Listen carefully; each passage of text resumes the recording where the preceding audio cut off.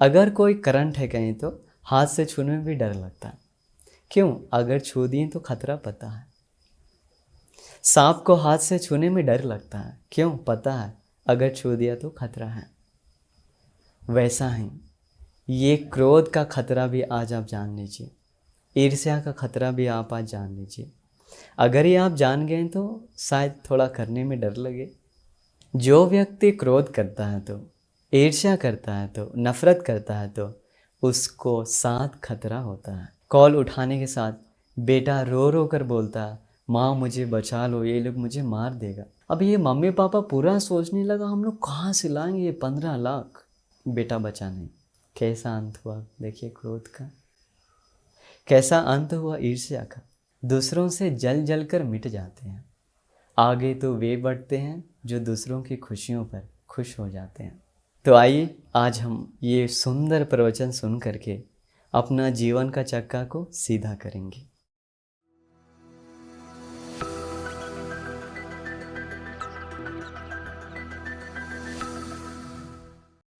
सबसे पहले हमारे भगवान बुद्ध को हमारा नमन, और जिन्होंने मुझे ज्ञान सिखाया उन मेरे परम पूजनीय गुरुवर को मेरा नमन। नमो बुद्धाय। आज का प्रवचन हम लोग एक उदाहरण से शुरू करेंगे। यह उदाहरण भी भगवान बुद्ध ने स्वयं दिया है। बहुत सुंदर उदाहरण है। देखिए आप ये उदाहरण सुनिएगा तो आपको भी लगेगा सचमुच में भगवान बुद्ध इतनी महाज्ञानी है, क्योंकि इतना सुंदर उदाहरण है ये। तो बात ऐसा है, एक बार एक राजा को किसी युद्ध पे जाना था। वो अपना मंत्री को बुलाया। मंत्री से कहता है, महामंत्री आज से 6 महीने के बाद हमारा एक युद्ध है, तो युद्ध में जाने के लिए मुझे अपने रथ को तैयार करना। तो रथ के पास जो अभी जो चक्का है वो चक्का अभी खराब हो चुका है। इसलिए महामंत्री तुम्हारे पास अभी 6 महीने है, ये 6 महीने के अंदर तुम 2 चक्के तैयार करवाओ। अगर 2 चक्के तैयार है तो वो नया चक्का उसमें डालकर पुराने को हटाकर हम लोग युद्ध में चलेंगे। अभी आप सोच लीजिए, ये महामंत्री सीधा गया एक बढ़ई के पास।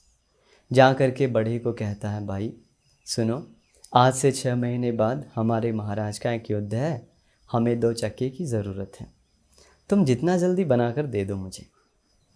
अभी बढ़ई मान लिया ये बात। इसके बाद वो बढ़ई बहुत मेहनत करके चक्का को बनाना शुरू किया। अभी करीब 5 महीना 24 दिन बीत गया। अभी युद्ध के लिए केवल 6 दिन बाकी है। राजा मंत्री से पूछता है, मंत्री क्या चक्का तैयार हो चुका है? मंत्री सीधा फिर जाता है बढ़ई के पास, बढ़ई से सब कुछ पूछता है। बढ़ई कहता है, अरे महामंत्री मुझे क्षमा कर दीजिए, मैं सिर्फ 1 चक्का ही तैयार कर पाया, 2 चक्का नहीं हो पाया मुझसे। वो गुस्सा हो गया मंत्री, सीधा राजा के पास गया, राजा को ये बात बताया। राजा फिर बढ़ई को बुलवाता है। बढ़ई को बुला करके पूछता है, ठीक है बढ़ई, अभी तुम मुझे ये बताओ, अभी हमारे पास केवल 6 दिन है, क्या इस 6 दिन में दूसरा चक्का तैयार किया जा सकता है? बढ़ई बोला, जी महाराज किया जा सकता है। राजा थोड़ा वो चौंक गया, बताया ठीक है तुम्हारे पास अभी 6 दिन है, तुम जाओ और दूसरा चक्का बनाकर लेकर आना। इसके बाद वो बढ़ई गया। मात्र 6 दिन बाकी था, उसी 6 दिन में वो दूसरा चक्का भी तैयार किया। अब युद्ध अगला दिन था, वो उसके एक दिन पहले दोनों चक्का लेकर के राजा के पास गया। राजा राज दरबार में बैठा था, दोनों तरफ मंत्री लोग बैठा था। इसके बाद वो दोनों चक्का राजा का हाथ में दिया। राजा बड़े गौर से उसका चक्का को देख रहा दोनों चक्का बिल्कुल सेम है। राजा पूछता है, अरे बड़े भाई तुम मुझे ये बताओ, एक चक्के को बनाने के लिए तुम्हें कम से कम 5 महीने से भी ज़्यादा वक्त गया और एक चक्के को केवल 5-6 दिन में बना दिया, ऐसा क्यों? इसके बाद बड़े ही बोलता है, महाराज अभी मैं आपको दिखलाता हूँ। ऐसा करके वो सबसे पहले एक चक्का लिया, ले करके जोर से हाथ से वो धक्का दिया चक्का को।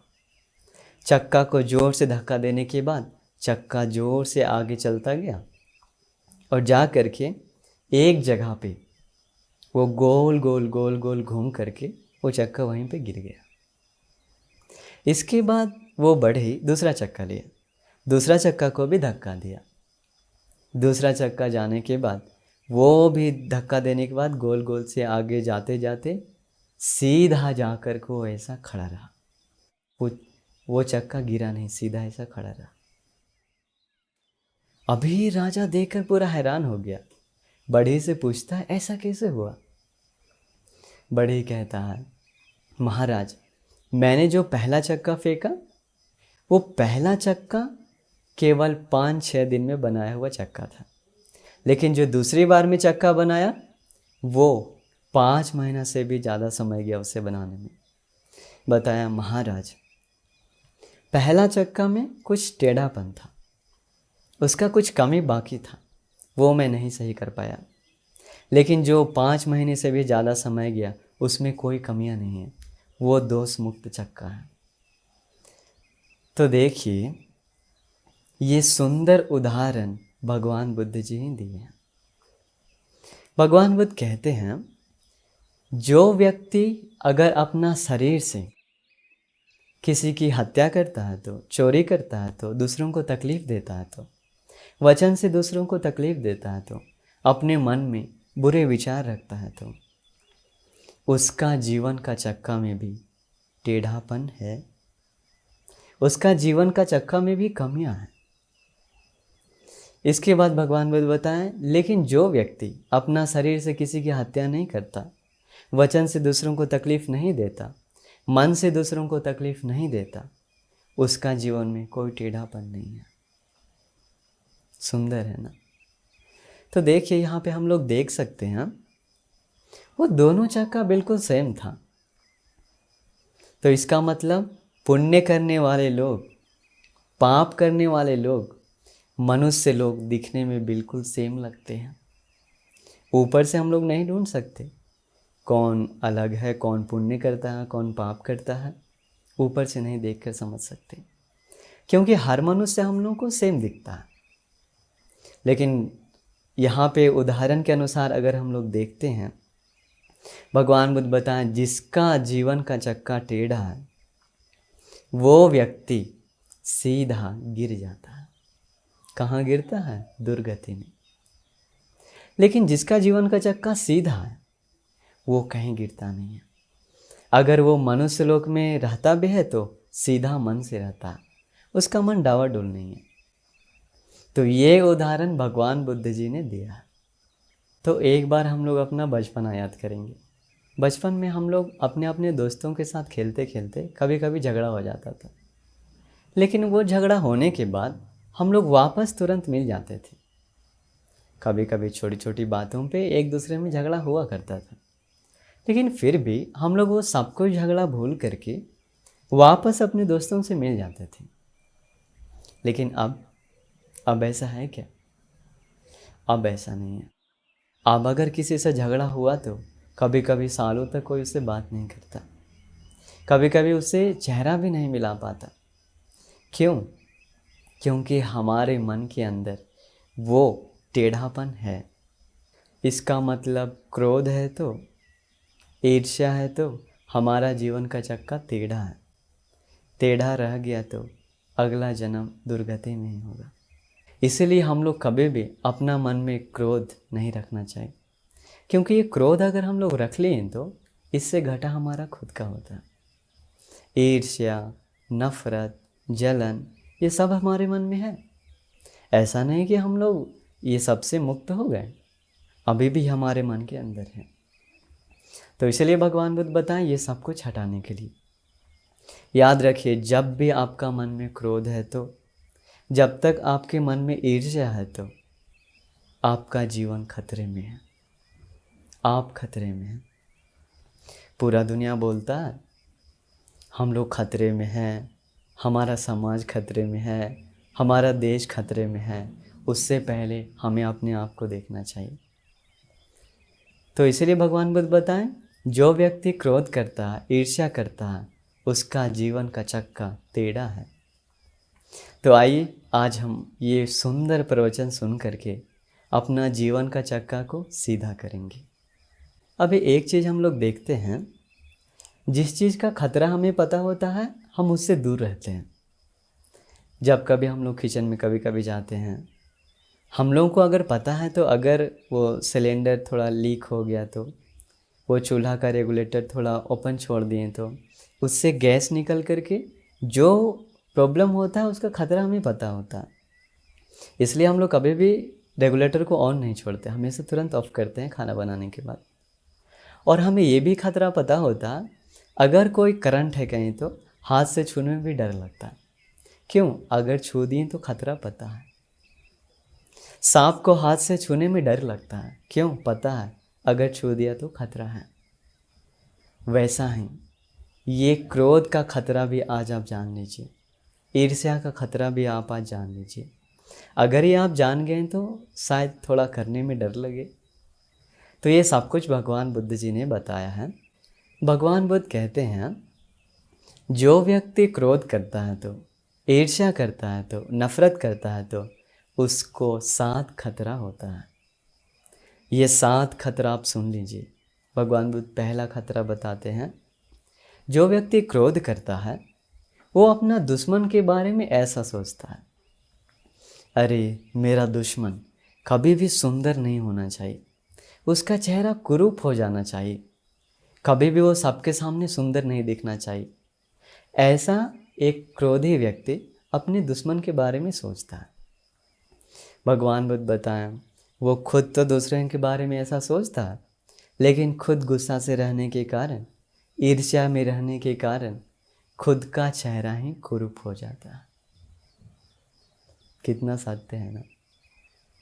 और भगवान बुद्ध कहते हैं, क्रोध करने वाला व्यक्ति चाहे एक दिन में कितना बार भी स्नान करे, कितना भी महंगा चंदन का लेप लगा ले, कितना भी महंगा महंगा कपड़ा पहन ले, किसी भी तरह से श्रृंगार कर ले, लेकिन जब तक उसके मन के अंदर क्रोध है तो वो सबसे कुरूप आदमी है। वो सुंदर नहीं है, वो कुरूप है। तो इसीलिए हम लोग देखना चाहिए, आदमी का सबसे बड़ा सुंदरता तब मिलता है जब उसका मन से क्रोध गुस्सा हट जाता है, जब उसका ईर्ष्या हट जाता है। उस दिन वो सचमुच में इस दुनिया का सबसे खूबसूरत आदमी बन जाता है। तो इसलिए भगवान बुद्ध बताएं, ये है क्रोध करने का पहला खतरा। क्या है? हम दूसरों के बारे में सोचते हैं वो कुरूप हो जाए, लेकिन उसका वो क्रोध करने के कारण वो खुद ही कुरूप हो जाता है। तो ये पहला है। दूसरा, भगवान बुद्ध कहते हैं, क्रोध करने वाला व्यक्ति अपना दुश्मन के बारे में सोचता है, अरे मेरा दुश्मन कभी भी चैन से नहीं सोना चाहिए, उसको कभी भी सुख से ना सोए, हमेशा वो दुख से ही सोए। ऐसा दुश्मन के बारे में सोच सोच कर हमेशा गुस्से में रहता है, हमेशा ईर्ष्या करते रहता है। ऐसा गुस्सा से रहने के कारण, ईर्ष्या में रहने के कारण वो खुद अपना पलंग पे जाकर कभी चैन से सो नहीं पाता। याद करिए, हम लोग भी कभी कभी अगर गुस्सा से कभी कभी रात में किसी को कुछ बोल देते हैं तो, डांट देते हैं तो नींद आने में भी समय लगता है। पलंग पे नींद जल्दी नहीं आता, खुद का नींद चैन सब उड़ जाता है। तो भगवान बुद्ध का ये बात कितना सत्य है। हम लोग दूसरों के बारे में सोचते हैं, लेकिन वो प्रॉब्लम खुद हमें ही आ जाता है। तो भगवान बुद्ध कहते हैं, क्रोध करने वाला व्यक्ति चाहे कितना भी महंगा पलंग पे सो जाए, कितना भी महंगा गद्दा पे सो जाए, कितना भी उसका तकिया महंगा हो, लेकिन जब तक उसके अंदर क्रोध है तो वो चैन से सो नहीं पाता है। हमेशा पलंग पे इधर उधर तड़पते रहता है। कितना सही बात है नहीं? तो इसलिए भगवान बुद्ध बताएं, ये है क्रोध करने का, ईर्ष्या करने का दूसरा खतरा। तीसरा, भगवान बुद्ध कहते हैं, एक दुश्मन अपना दुश्मन के बारे में ऐसा सोचता है, अरे मेरा दुश्मन कभी भी उन्नति नहीं करना चाहिए, वो हमेशा पतन हो जाए। क्यों? वो देखता है दुश्मन उसका उन्नति करते रहता है, आगे बढ़ते रहता है, अच्छा से पढ़ लिख करके आगे जाते रहता है, अच्छा अच्छा नौकरी मिलने लगता है। तब इसको अंदर से क्रोध आता है, अंदर से जलन आता है। तब सोचता है अरे मेरा दुश्मन कभी भी आगे ना बढ़े, हमेशा उसका पतन हो जाए, ऐसा वो उसके बारे में सोचता है। भगवान बुद्ध बताएं दूसरों के बारे में ऐसा सोचने के कारण वो हमेशा क्रोध से रहता है, नफरत से रहता है, ईर्ष्या से रहता है।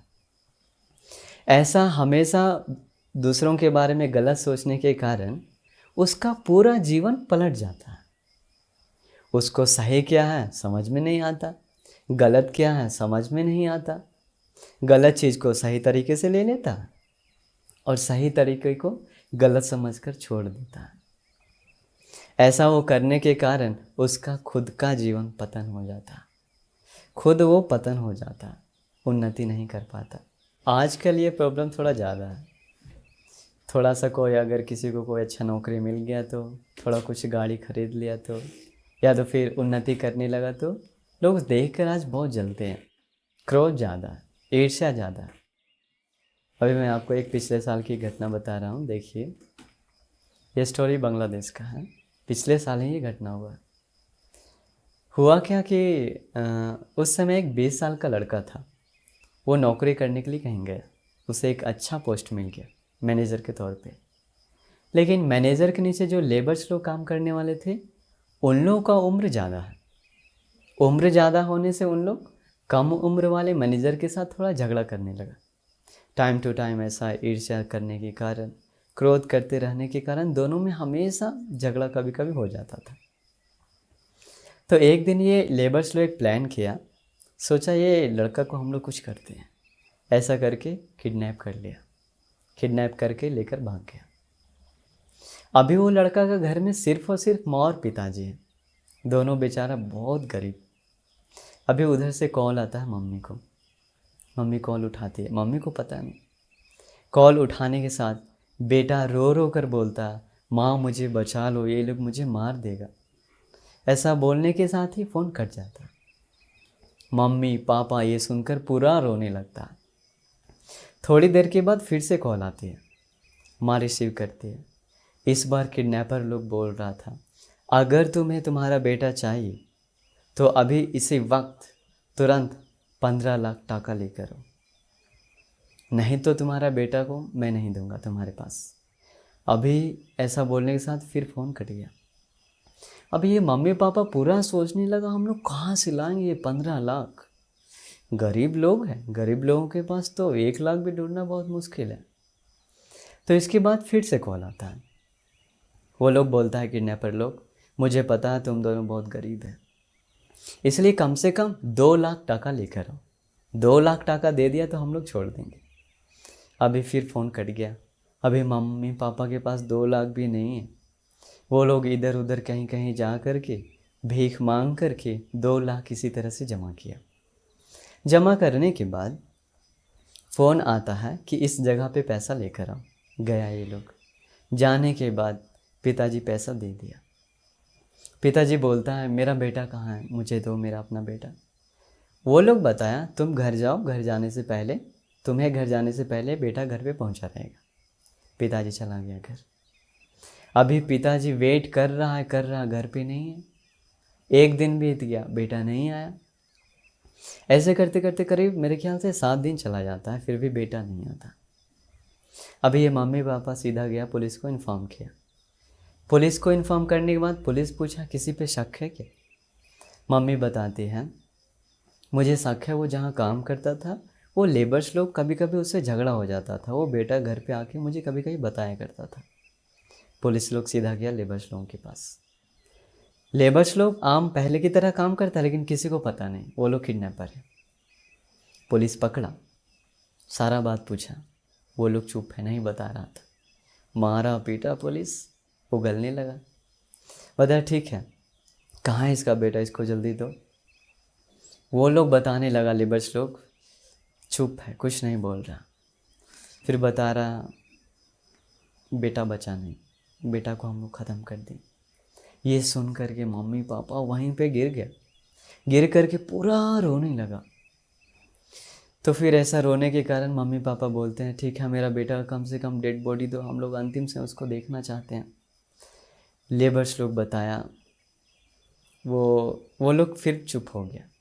पुलिस बताया बताओ बताओ किधर है। वो लोग बताया उसका डेड बॉडी को हम लोग एक पहाड़ पे फेंक दिए, घना जंगल में जाकर पहाड़ पे फेंक दिए। तो ये पुलिस उसका मम्मी पापा और सारा लेबर्स को जीप में बिठाकर वो पहाड़ के पास गया, जहाँ तक पहाड़ पे जा सकता वहाँ गया। फिर पैदल पहाड़ पे चढ़ गया। चढ़ने के बाद अभी मम्मी पापा गया, लेबर्स लोग गया और दिखा रहा, बोल रहा ये है तुम्हारा बेटा। मम्मी पापा देखा लेकिन बेटा नहीं दिखा, सिर्फ और सिर्फ एक कंकाल दिखा। कंकाल। कहीं कहीं रिपोर्ट में आता है वो लेबर्स लोग उसका सबूत को छिपाने के लिए उसका पूरा मांस को पूरा हटा दिया था बॉडी से। कोई कोई लोग तो बोलता है उसका वो मांस निकाल कर खा लिया वो लोग, पर मुझे ही पता नहीं वो सत्य है या झूठ। लेकिन फिर भी वो पूरा उसका चमड़ी हटा दिया, मांस हटा दिया और सिर्फ कंकाल फेंक दिया। कितना क्रूर लोग होगा सोचिए। कैसे आया? थोड़ा सा जलन के कारण, थोड़ा सा क्रोध के कारण। लेबर्स लोग बोला हम लोग इसको इसलिए मार दिए, कहीं ये वापस जाकर पुलिस को इन्फॉर्म कर देता तो हम लोग ख़त्म। देखिए वैसे भी अभी फिर क्या हुआ, वो सारा सबूत लेकर पुलिस जीप से जा रहा था। गांव वालों को पता चला ये लेबर्स लोग हमारा गांव का लड़का को ऐसा हाल किया। सारा गांव वाले लोग आए, भीड़ लग गया, सारा लोग मिल करके वो लेबर्स को पूरा मार दिया, जान से ख़त्म कर दिया। कैसा अंत हुआ देखिए क्रोध का, कैसा अंत हुआ ईर्ष्या का। खुद तो वो तो दूसरों को बर्बाद किया है किया, खुद भी बर्बाद हो गया। माँ पिताजी बेचारा अकेले घर पे। तो यही खतरा है, हम लोग हमेशा दूसरों से जलन करने के बाद उसको गिराने के लिए सोचते हैं, लेकिन पता नहीं चलता हम खुद गिर जाते हैं। तो इसलिए भगवान बुद्ध कहते हैं ये है क्रोध करने का तीसरा खतरा। चौथा खतरा भगवान बुद्ध कहते हैं दुश्मन अपना दुश्मन के बारे में सोचता है मेरा दुश्मन कभी भी वो अमीर नहीं होना चाहिए, हमेशा वो गरीब हो जाए, वो कभी भी नया नया गाड़ी ना खरीदे, नया ज़मीन ना खरीदे, कभी भी उसका बेटा लोग बड़े स्कूल में ना जाए, ऐसा हमेशा अपना दुश्मन के बारे में सोचते रहता। भगवान बुद्ध बताएं ऐसा वो क्रोध करने के कारण, ईर्ष्या में रहने के कारण उसको क्या होता, वो खुद पतन हो जाता। कभी कभी उससे कुछ गलती होने के बाद सरकार उस पर टैक्स लगा देता है, कभी कभी उसका धन को कोई चोर चुरा लेता है, कभी कभी उसका धन आग से जल जाता है। तो ऐसा होता, दूसरों का प्रार्थना करता है लेकिन होता खुद का। तो भगवान बुद्ध बताएं ये है क्रोध करने का चौथा खतरा। फिर आगे भगवान बुद्ध कहते हैं दुश्मन अपना दुश्मन के बारे में सोचता है मेरा दुश्मन कभी भी प्रसिद्ध नहीं होना चाहिए, उसका चारों तरफ बदनामी फैलना चाहिए, लोग उसका कोई भी गुणगान नहीं करना चाहिए। ऐसा सोचकर वो हमेशा गुस्सा में रहता है, हमेशा ईर्ष्या से रहता है। भगवान बुद्ध बताएं हमेशा क्रोध से रहने के कारण, हमेशा ईर्ष्या से रहने के कारण उसका खुद का प्रशंसा जो थोड़ा बहुत इधर उधर रहता है, वो खुद का प्रशंसा खत्म हो जाता है। ये है क्रोध करने का खतरा, ये है ईर्ष्या करने का खतरा। तो इसीलिए हम लोग कभी भी ऐसा चीज़ में पड़ना नहीं चाहिए। याद रखिए ये क्रोध और ईर्ष्या से हमारा खुद का घड़ा होता है। तो भगवान बुद्ध और आगे बतलाते हैं क्रोध का छठा खतरा क्या है। दुश्मन अपना दुश्मन के बारे में ऐसा सोचता है अरे मेरा दुश्मन को कोई मदद करने वाला नहीं होना चाहिए, उसके साथ जितना लोग रिश्ता बनाया हुआ है सब उसे छोड़ के चला जाना चाहिए, उसके साथ कोई दोस्ती नहीं करना चाहिए, वो अकेले ही मरना चाहिए। ऐसा अपना दुश्मन के बारे में सोचते रहता है। और हमेशा क्रोध में रहने के कारण, हमेशा ईर्ष्या में रहने के कारण क्या होता है, उसका अपना परिवार उसे खुद छोड़ करके चला जाता है। आज हम लोग कितना लोग देखे हैं, कभी कभी माँ पिताजी अपना बेटा को छोड़ देता है, कभी कभी पिताजी लोग और अपना परिवार में किसी को छोड़ देता है। रिश्ता बना के रह नहीं सकता, चैन से रह नहीं सकता। क्यों? दूसरों के बारे में वो गलत विचार से था, इसलिए उसका प्रतिफल क्या है? खुद उसका रिश्ता हर जगह से टूट जाता है, कोई लोग उसको पूछने नहीं आता। अभी भी हम लोग कहीं कहीं देखते हैं कोई कोई लोग ऐसा श्राप देता है, याद रखना तुम मरते समय तुम्हारे पास कोई नहीं रहेगा, एक बूंद पानी के लिए तुम तरस जाएगा, ऐसा श्राप देता। होता उल्टा है, वो मरते समय कोई उसके पास नहीं आता, एक बूंद पानी देने तक कोई नहीं रहता। तो ये है क्रोध करने का छठा खतरा। इसके बाद भगवान बुद्ध कहते हैं, क्रोध करने वाला व्यक्ति अपना दुश्मन के बारे में सोचता है, मेरा दुश्मन कभी भी मरने के बाद कोई अच्छा जगह नहीं जाना चाहिए, हमेशा वो दुर्गति में ही जाए, चाहे वो नरक में जाए या कोई पशु पक्षी की योनि में जाए, लेकिन स्वर्ग में कभी नहीं जाना चाहिए मेरा दुश्मन। ऐसा अपना दुश्मन के बारे में सोचता है। भगवान बुद्ध बताएं, वो खुद दुश्मन के बारे में ऐसा सोचते रहने के कारण, क्रोध में रहने के कारण, ईर्ष्या में रहने के कारण वो अपना शरीर से गलत करता है, वचन से गलत करता है, मन से गलत करता है। ऐसा गलत करने के कारण वो खुद नरक में चला जाता है, खुद पशु पक्षी की योनि में चला जाता है। तो देखिए खतरा किसका है? खुद का। भगवान बुद्ध बताएं, ये 7वां खतरा है क्रोध करने का, ईर्ष्या करने का।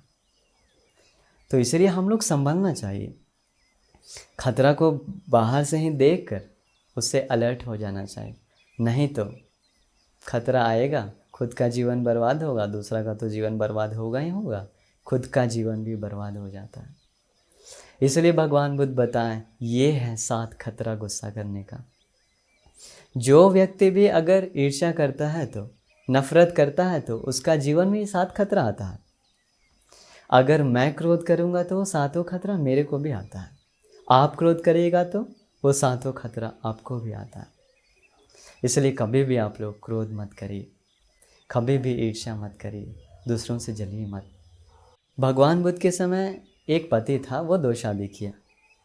जो पहली पत्नी थी उससे उसे कोई पुत्र का प्राप्ति नहीं हो रहा था, तो इसलिए वो पति दूसरा शादी किया। दूसरी बीवी जो घर में आई, उस बीवी का नाम था तिस्सा, और जो पहली पत्नी आई थी उसका नाम था मत्ता। तो अभी ये मत्ता क्रोध करने लगे, ईर्ष्या करने लगे तिस्सा से। देखता है इसको दूसरा वालों को बच्चा भी हो गया, पति हमेशा इसके साथ बात करता है, प्यार से रहता है, मेरे साथ कभी मेरी तरफ कभी देखता भी नहीं। ऐसा उसका मन में ईर्ष्या आ गया, क्रोध आ गया। तो ऐसा क्रोध से रहने के कारण, ईर्ष्या में रहने के कारण वो मत्ता बीमार पड़ गए। बीमार पड़ कर के वो मर गए। मरने के बाद वापस वो उसी घर में आती है, क्या बनकर? एक प्रेतनी। भगवान बुद्ध के समय ऐसा कोई कोई लोग था जिसे आमने सामने कभी कभी प्रेत लोग दिखाई देता। तो ये जब मत्ता घर पे आती है तो तिस्सा देखती है, देखने के बाद बहुत डर जाती है। कारण क्या है? वो मत्ता बहुत देखने में कुरूप है, हमेशा वो पूरा अपना शरीर में उसका ऊपर से लेके नीचे तक पूरा मिट्टी लगा हुआ, और उसका पूरा शरीर में खुजली है, हमेशा वो इधर उधर खुजलाते रहती है शरीर में। बदन पे एक धागा भी नहीं है, पूरा नंगी है, और हमेशा उसका शरीर से दुर्गंध फैलते रहता, और बेचारी हमेशा रो रही थी। तो ये सब कुछ देख करके तिस्सा पूछती है, तुम कौन हो? तुम्हारा शरीर में पूरा मिट्टी लगा हुआ है, इतना डरावना चेहरा, कौन है तुम? इसके बाद मत्ता कहते हैं, तिस्सा मैं पिछले जन्म की तुम्हारी सौतन हूँ, मैं ही मत्ता हूँ। ये सुनकर वो हैरान हो जाते हैं, तो क्यों तुम्हारा शरीर पे इतना मिट्टी लगा हुआ है? तब वो मत्ता कहती है, तिस्सा मुझे याद है, एक दिन तुम पति के साथ बैठकर बहुत सुंदर से सज धज करके पति के साथ बात कर रही थी। मुझे गुस्सा आया, मैं बगीचा में गई, दोनों हाथों से मिट्टी ली और गुस्से से जलन से तुम्हारा शरीर पे फेंक दी। तिस्सा बोलते मुझे याद है तुम एक दिन मेरे शरीर पे मिट्टी फेंकी थी। तो मत्ता बोलती है वही है मेरा कर्म का फल देखो। तिस्सा पूछती है तुम हमेशा अपना शरीर को खुजला रही है, इतना खुजलान क्यों रही है तुम? मत्ता कहती है तिस्सा एक दिन हम और तुम दोनों जंगल में गए थे कुछ दवा लाने के लिए। तुम तो दवा लाई लेकिन मुझे दवा नहीं मिला। मैं एक खुजली वाला एक पौधा लेकर लाई, ला करके तुम्हारा पलंग पे पूरा चुपके से जा कर के पूरा रगड़ दी और मैं बाहर चली गई। तुम रात में अपना पलंग पे सोने गए। जैसे ही सोने गए बिस्तर पर पूरा तुम्हारा शरीर में खुजली होने लगा।